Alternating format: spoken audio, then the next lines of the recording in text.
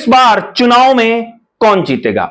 क्या बीजेपी कांग्रेस को लोकसभा चुनाव 2024 में भी धूल चटा देगी या कांग्रेस कुछ सीटों पर फाइट करती हुई नजर आएगी?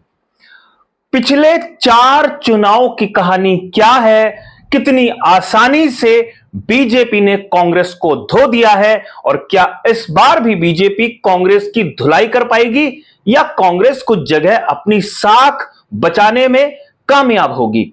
आंकड़े क्या कहते हैं? पिछले 4 चुनाव के आंकड़े लेकर आपके सामने मैं हाजिर हो गया हूं।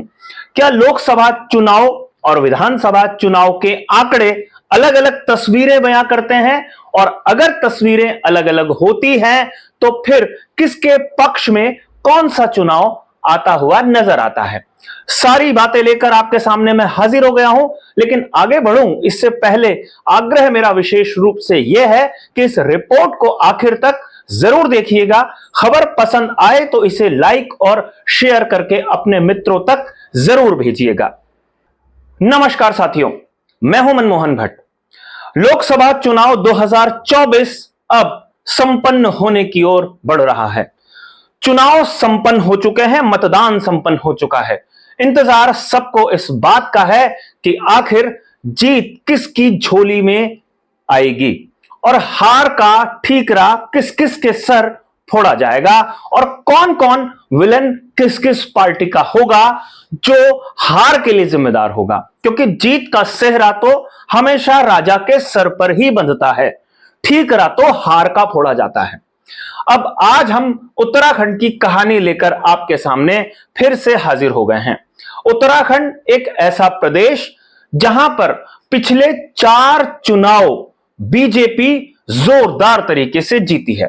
इन 4 चुनाव की जब मैं बात करता हूं तो 2 लोकसभा चुनाव होते हैं और 2 विधानसभा के चुनाव होते हैं। अब विधानसभा और लोकसभा चुनावों के अंतर को अगर आप देखें तो आंकड़े खुद ही बताते हैं कि तस्वीर क्या है। एक आंकड़ा आपके सामने में रखता हूं, इससे अंदाजा आपको लगेगा कि तस्वीर कैसी है। अगर 2014 के लोकसभा चुनाव को देखें तो 9.5 लाख वोट बीजेपी को ज्यादा मिले थे कांग्रेस के मुकाबले। अब अगर हम 2019 के लोकसभा चुनाव में जाते हैं तो बीजेपी को 14 लाख वोट ज्यादा मिले थे कांग्रेस के मुकाबले। 2014 से बहुत बड़ी जीत 2019 की थी। किसी को अंदाजा हो या ना हो, पार्टी को शायद पहले से ही भरोसा था, मतलब बीजेपी को, कि वो जोरदार तरीके से वापसी करेंगे। इसके लिए कांग्रेसियों ने खूब लड़ाई लड़ी लेकिन उनके हाथ खाली रह गए। लेकिन अगर विधानसभा चुनाव को अगर देख ले तो तस्वीर कुछ और नजर आती है। 2017 और 2022 के नतीजों को अगर अंदाज लगाते हैं, आंकड़े देखते हैं तो पता चलता है कि जितना प्यार मतदाताओं ने लोकसभा चुनाव में बीजेपी को दिया है उतना प्यार विधानसभा के चुनाव में नहीं दिया है। एक आंकड़ा आप देखिए, 2017 के विधानसभा चुनाव में बीजेपी 7 लाख वोटों से जीती थी, मतलब बीजेपी को कांग्रेस के मुकाबले 7 लाख वोट ज्यादा मिले थे। अब 2022 की तस्वीर देख लेते हैं तो पता चलता है कि मुकाबला तो कांटे का था। विधानसभा में 2022 में बीजेपी और कांग्रेस के बीच में जीत का अंतर 3.5 लाख रह गया था।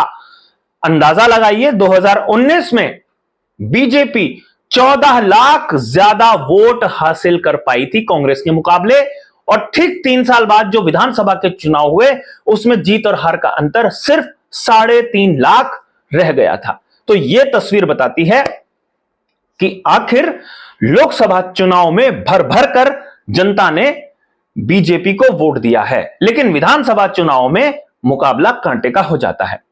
अब प्रत्याशियों पर अगर हम थोड़ा सा गौर फरमाएं, बीजेपी की परिपाटी रही है वो जीते हुए कैंडिडेट्स को भी बदल देती है। इस लोकसभा चुनाव में भी 2 पूर्व मुख्यमंत्रियों को बीजेपी ने किनारे कर दिया था। तीरथ सिंह रावत का टिकट पौड़ी से काटा और रमेश पोखरियाल निशंक का टिकट हरिद्वार से काटा। थोड़ी तस्वीर आपको बताऊंगा। 2014 में टिहरी से माला राज लक्ष्मी जीती थी 1,92,000 वोटों से, और 2019 में माला राजलक्ष्मी के जीत का अंतर हो गया था 3 लाख। 2014 में major general BC Khanduri Pauri Garhwal seat से चुनाव जब जीते थे तो 1,84,000 वोटों से उनकी जीत हुई थी, और तीरथ सिंह रावत को जब टिकट मिला था 2019 में तो 3 लाख से ज्यादा वोट तीरथ सिंह रावत जीत हासिल कर पाए थे, 3 लाख से ज्यादा वोटों से। अजय टम्टा, इनका टिकट तीसरी बार भी बरकरार रहा और 95,000 वोटों से अजय टम्टा जीते थे अल्मोड़ा पिथौरागढ़ की जो सीट है 2014 में, और इनकी जीत का अंतर 2,32,000 हो गया था 2019 के आते आते। निशंक 2014 और 2019 में जीते। 2014 में 1,77,000 वोटों से निशंक की जीत हुई थी, और पिछले लोकसभा चुनाव में 2,58,000 वोटों से रमेश पोखरियाल निशंक को जीत हासिल हुई थी। लेकिन इस बार रमेश पोखरियाल निशंक को टिकट बीजेपी ने नहीं दिया। कारण पार्टी बता पाएगी, रमेश पोखरियाल निशंक बता पाएंगे।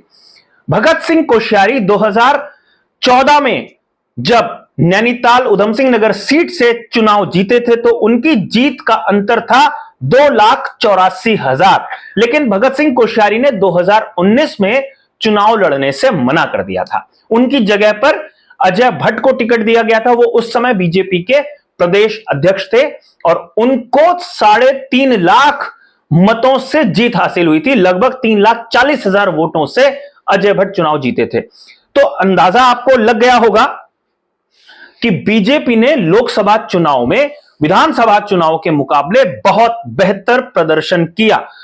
विधानसभा चुनाव में मुकाबला कई बार कांटे का होता हुआ भी नजर आया, लेकिन पिछले 2 लोकसभा चुनाव में कांग्रेस बीजेपी के प्रत्याशी को छू भी नहीं पाई है, दूर दूर तक नहीं छू पाई है।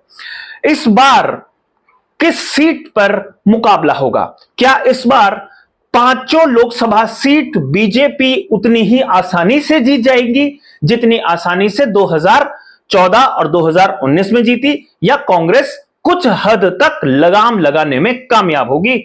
इसका जवाब तो तभी मिलेगा जब परिणाम आ रहे होंगे।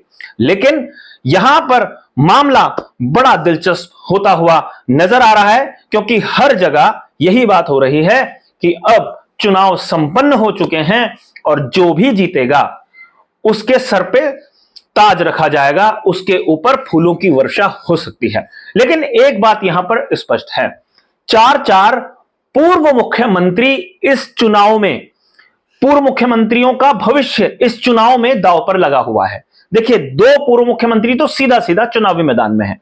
हरिद्वार सीट से त्रिवेंद्र सिंह रावत मैदान में है।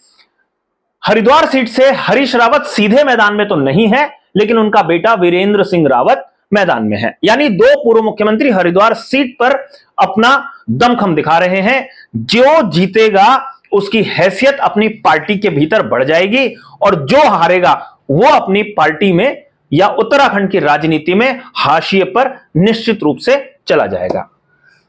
2 और पूर्व मुख्यमंत्री रमेश पोखरियाल निशंक हैं, उनका टिकट काटा गया। पूर्व मुख्यमंत्री तीरथ सिंह रावत भी हैं, पौड़ी गढ़वाल से, उनका टिकट काटा गया। इन दोनों का भविष्य क्या होगा?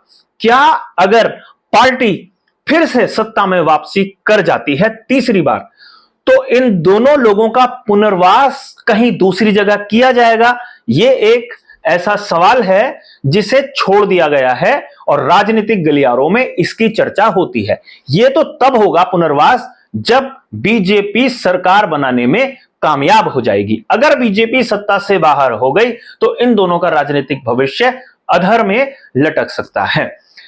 अब इन 4 पूर्व मुख्यमंत्रियों के अलावा दांव पर तो मुख्यमंत्री पुष्कर सिंह धामी की साख भी है, क्योंकि उनके नेतृत्व में विधानसभा का चुनाव भी लड़ा गया था और उन्हीं के नेतृत्व में एक तरीके से लोकसभा का चुनाव उत्तराखंड में लड़ा गया है। कई लोग चुनाव के दौरान यह चर्चा खास तौर पर कर रहे थे कि अगर 19-20 इस चुनाव में हो गया तो मुख्यमंत्री से भी सवाल जवाब केंद्रीय नेतृत्व कर सकता है। लेकिन इसका फैसला तो परिणाम आने के बाद ही होगा कि किस किस की साख गिरी है, किस किस की साख घटी है या किस किस की साख बची है। अभी के लिए साथियों इतना ही। अगली रिपोर्ट में आपसे फिर मुलाकात होगी, लेकिन मेरा आग्रह यह है कि खबर यदि आपको पसंद आई हो तो इसे आप लाइक जरूर कर लीजिए। चैनल पर अगर आप नए हैं तो इसे सब्सक्राइब जरूर कर लीजिए, और इस रिपोर्ट को अगर आपने पसंद किया है तो इसे शेयर करके अपने मित्रों तक जरूर पहुंचाइए। नमस्कार।